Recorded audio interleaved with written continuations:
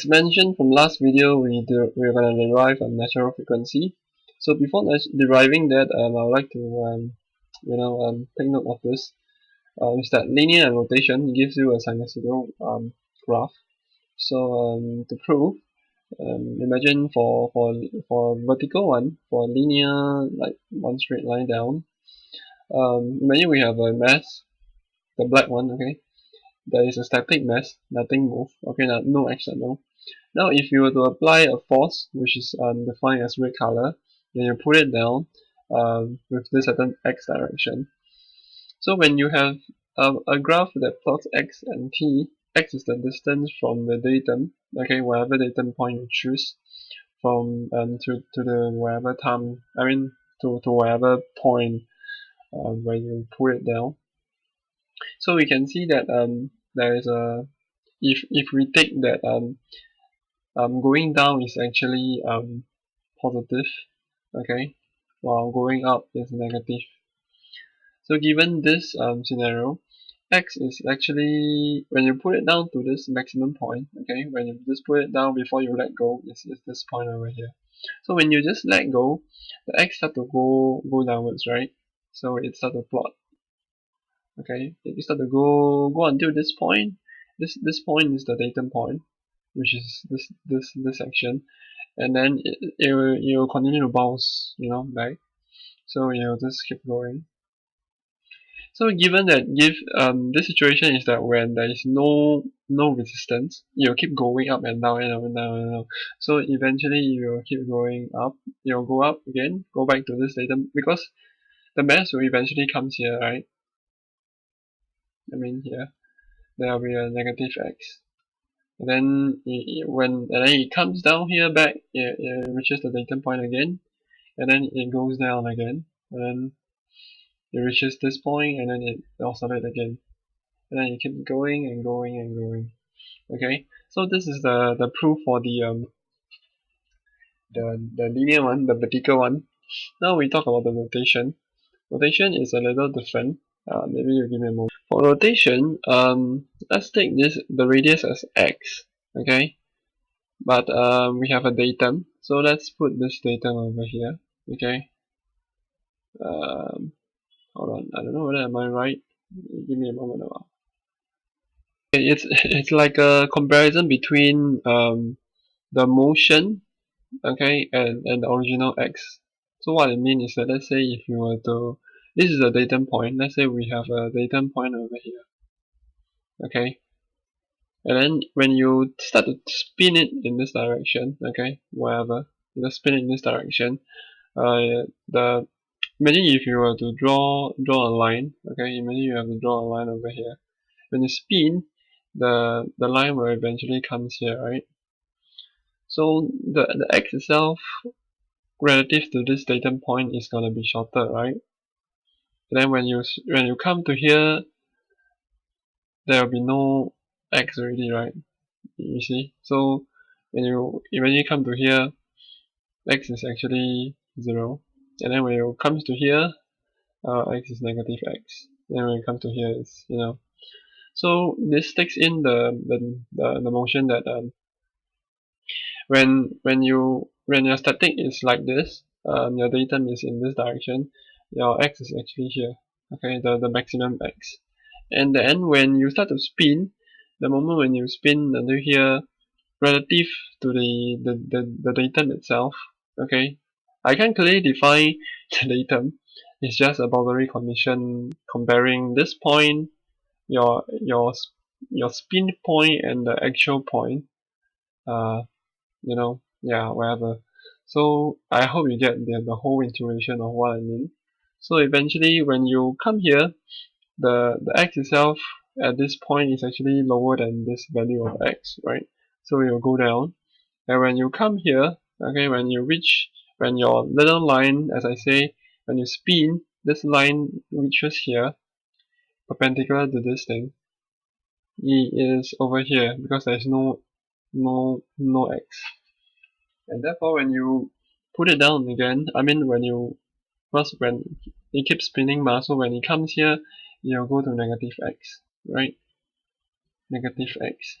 And then if there is no vibration, I mean if there is no damping effect, no resistance in the air, it will keep oscillating and oscillating and oscillating and oscillating and to the never end. So this is why we have this. This explains the reason behind why we have the sinusoidal and cosine wave. Okay, so depend on where you want to observe. And then give me a moment, I'll just read through this. So this thing takes on the harmonic motion, since we know that harmonic motions keeps on go to the sinusoidal one. So it's pretty easy to analyze.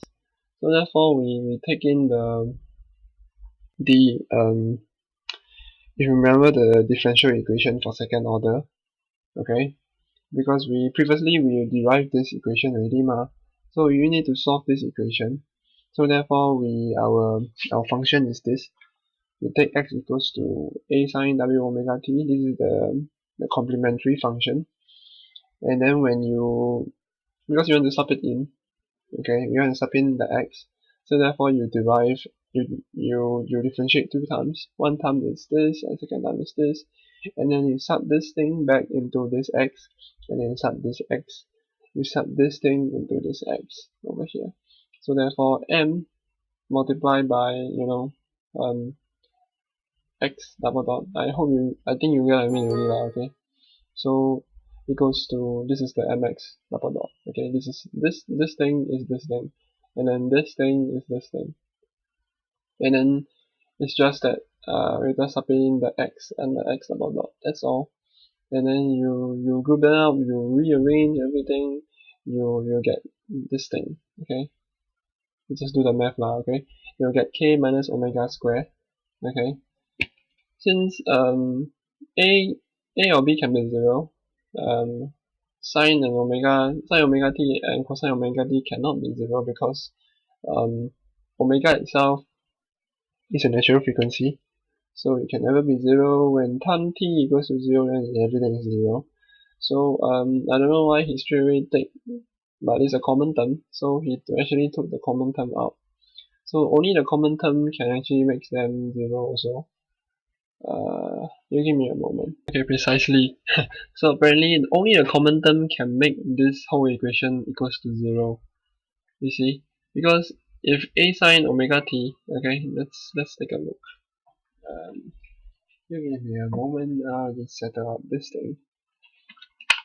So imagine what? Where am I?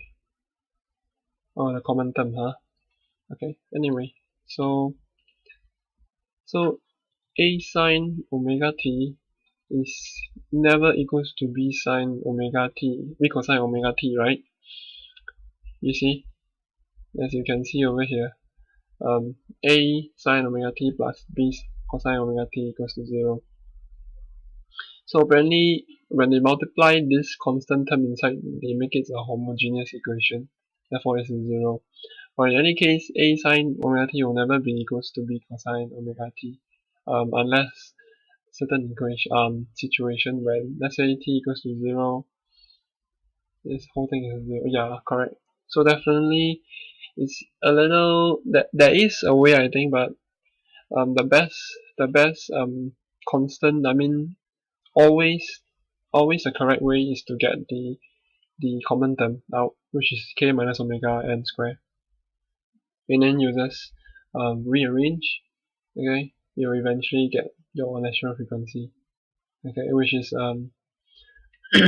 this, and then it is yeah, and then hold on a while. Wait. Okay, so actually we derived this, and then the next step is actually a bonus thing to let you know how omega is actually applied over here. So since we know that omega natural frequency equals to k over m square root, and then t is equals, the period is equals to 2 pi over omega, which is this, and then frequency is actually equals to 1 over the period. If you go and search like internet, but it's true lah, okay, trust me. And then so therefore t is actually equals to So apparently if you were to compare, so that so since t is equals to 1 over t, so this whole thing flips out. So omega equal over 2 pi is equals to this. Okay, so this is the relationship. So this ends the relationship. I mean, this ends the video on deriving the natural frequency. Just to summarize, the natural frequency is based on um, the the solving using second order differential equation. Okay, so yeah, thank you. Bye bye.